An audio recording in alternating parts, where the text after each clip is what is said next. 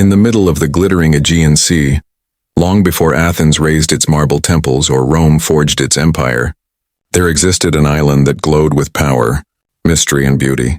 Crete. To the ancients, it was a world apart, blessed by the gods, wrapped in myth, and home to a people so advanced that their civilization would later seem almost impossible. They were the Minoans, masters of the sea, creators of palaces that rivaled the wonders of later ages, and builders of a culture that seemed to leap forward centuries ahead of its time. Yet for all their brilliance, they vanished almost overnight, leaving behind silent ruins and unanswered questions. The story of the Minoans begins around 3000 BCE, when the first settlers arrived on Crete's fertile soil. The island's location was perfect, a crossroads between Europe, Asia, and Africa. Its mountains were rich with minerals, its valleys green with crops, and the surrounding sea teemed with trade routes. Over centuries, small farming communities evolved into complex societies. By 2000 BCE, the first great palaces rose at Knossos, Phaistos, Malea, and Zakros, centers of administration, religion, and art unlike anything Europe had ever seen. The palaces were not fortresses. That alone was remarkable. While the rest of the world built walls and weapons, the Minoans built open courts, grand staircases, and sprawling halls filled with color and light. Their art showed no obsession with war or conquest. Instead, they painted nature, bulls, dolphins, birds, and flowers, and celebrated the human form in graceful movement. In the frescoes of Knossos, men and women appear as equals, sharing in festivals and rituals, a balance rarely found in ancient cultures. Trade was the lifeblood of Minoan power. Their ships ruled the Aegean, carrying Cretan pottery, olive oil, and metalwork as far as Egypt and the Near East. Archaeologists have found Minoan goods buried in the sands of Syria and along the Nile. In return, Crete received gold, ivory, and exotic materials that fueled its artistic explosion.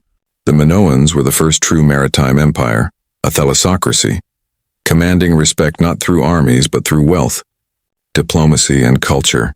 At the heart of their world stood Knossos, a city of legend. Its palace, sprawling across more than 20,000 square meters, was a maze of rooms and corridors, storerooms filled with massive jars, and throne rooms lined with brilliant frescoes. Later, Greeks would tell tales of King Minos, the mighty ruler who kept a monstrous Minotaur beneath his palace. While that is myth, it may hold a grain of truth.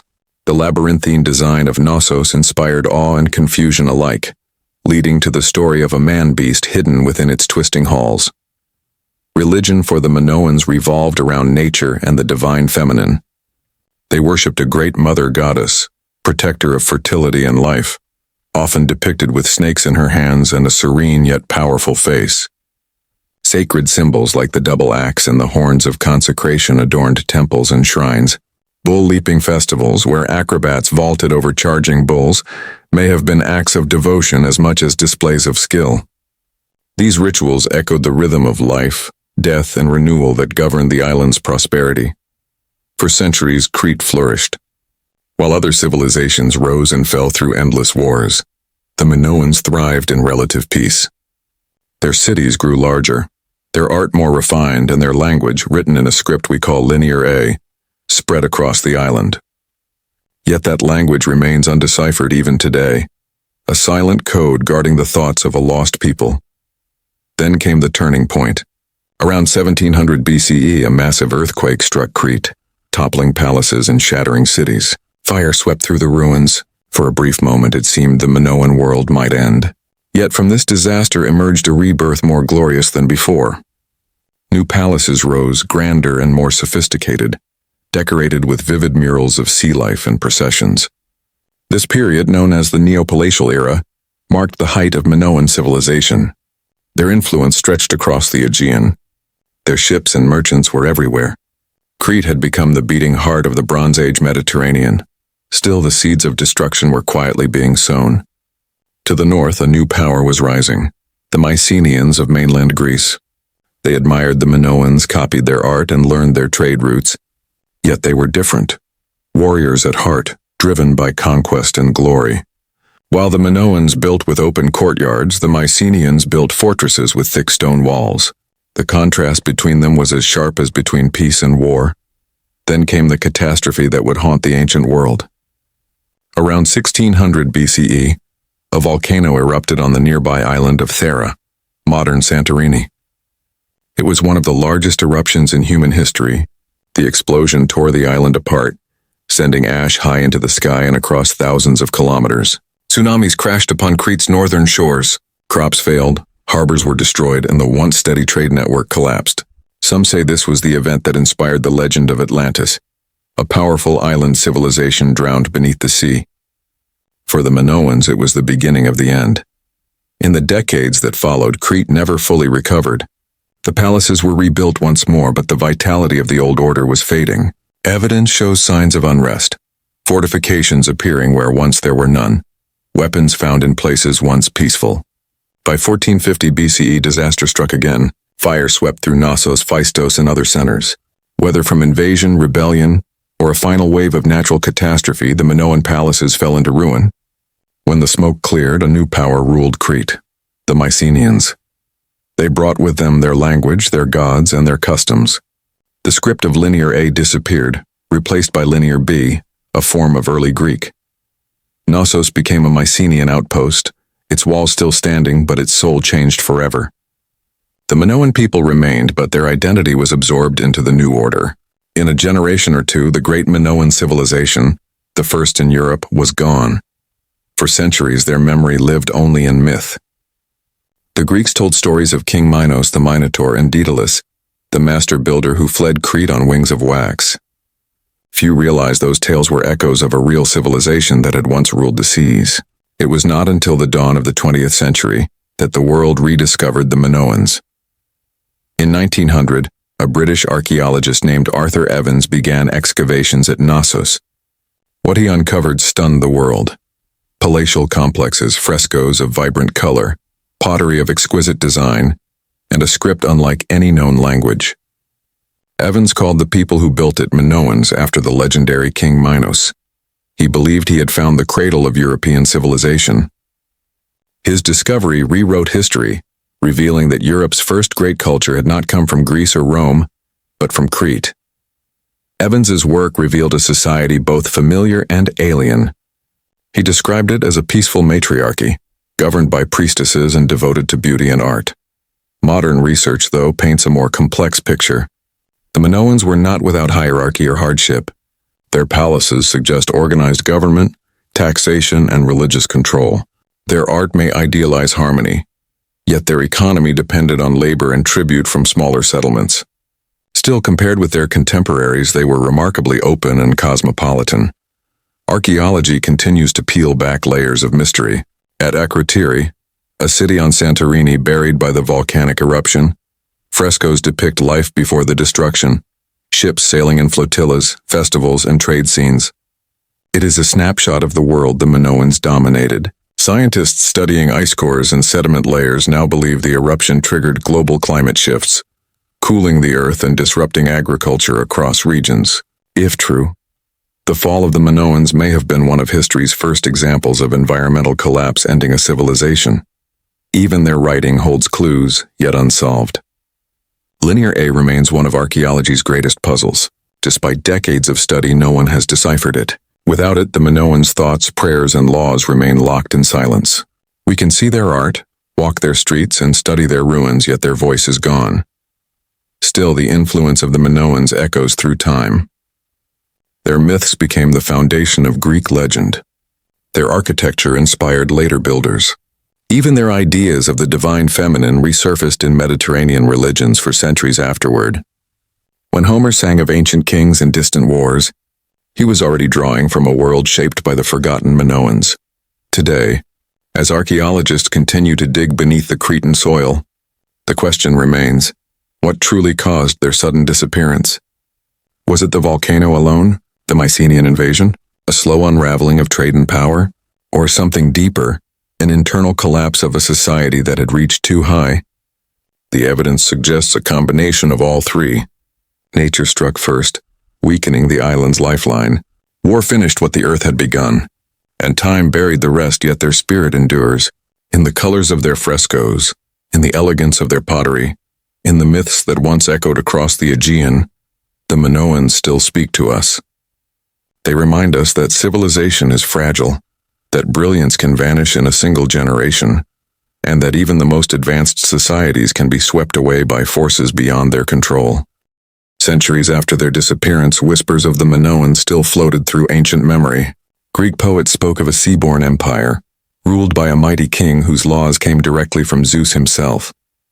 To later generations, Minos became half legend, half tyrant, but his people were remembered as the first to master the sea. Even the idea of a labyrinth, symbol of complexity, mystery, and human ingenuity, originated from their legacy.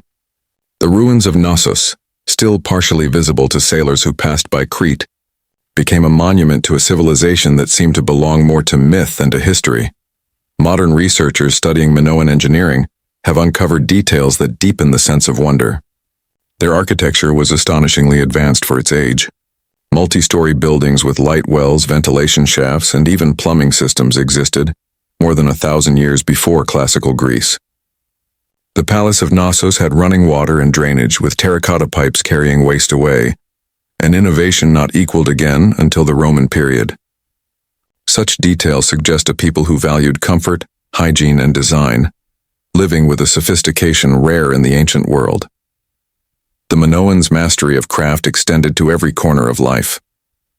Their artisans produced delicate jewelry, carved from gold and semi-precious stones that revealed both skill and aesthetic confidence. Pottery from this period shows a distinctive style known as marine ware, covered with octopuses, fish, and sea plants swirling in rhythmic motion. These patterns spoke of a deep connection to the sea, their greatest ally and in time their greatest enemy. Through art, the Minoans revealed what mattered most to them: harmony between humanity and nature, order within beauty, and reverence for the cycles that sustained life. One of the most remarkable aspects of their world was gender balance. Women held a visible role in Minoan society that astonishes historians. Frescoes show them officiating in ceremonies, leading processions, and taking part in bull-leaping events. Statues of priestesses and goddesses vastly outnumber those of men. This prominence may have stemmed from their religion's focus on fertility and the Earth Mother. The image of the snake-holding goddess, bare-breasted and poised, radiated authority and serenity, embodying both danger and renewal. Such representation suggests a society where the feminine was sacred, where creation and leadership were intertwined. Yet for all their grace, the Minoans were not isolated dreamers.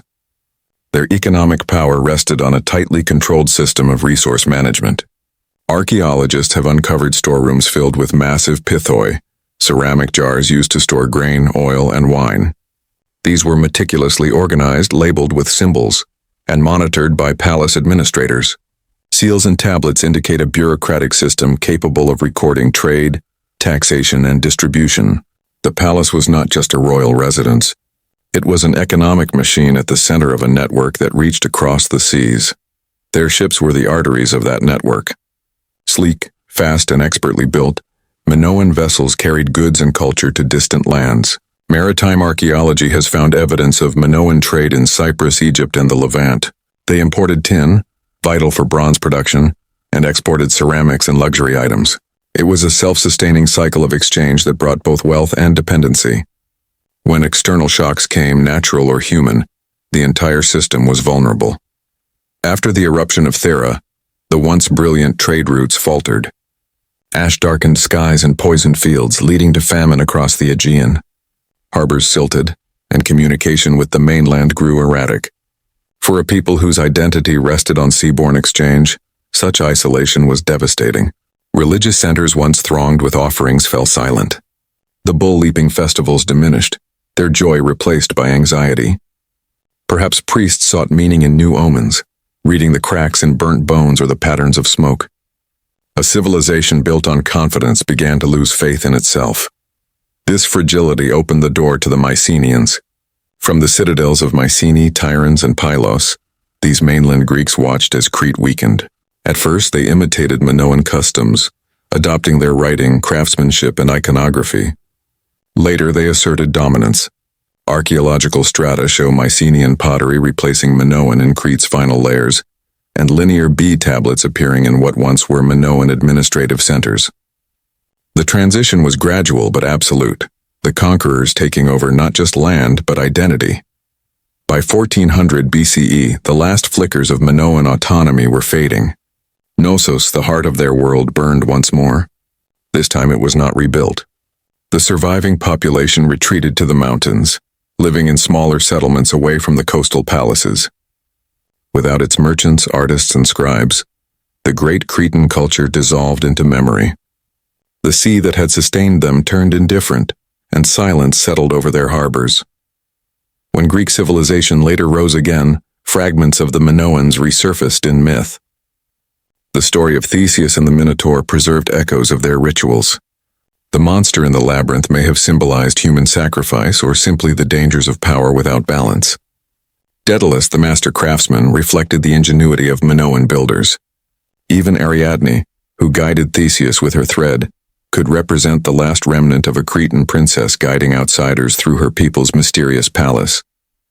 Myth became the vessel through which history survived. Centuries rolled by before the truth began to reemerge.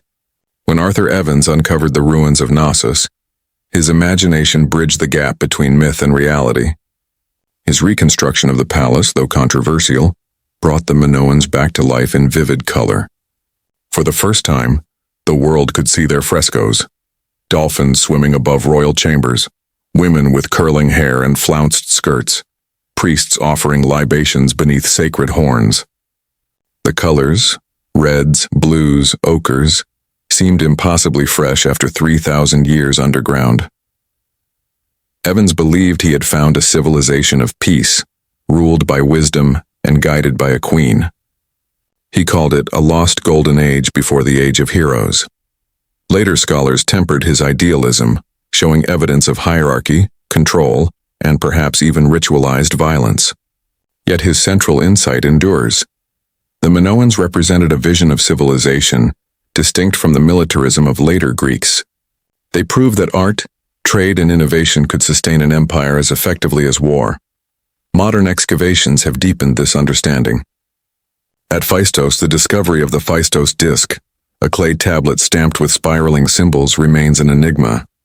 No one knows what language it records. Some think it is a hymn, others a legal decree or perhaps a calendar.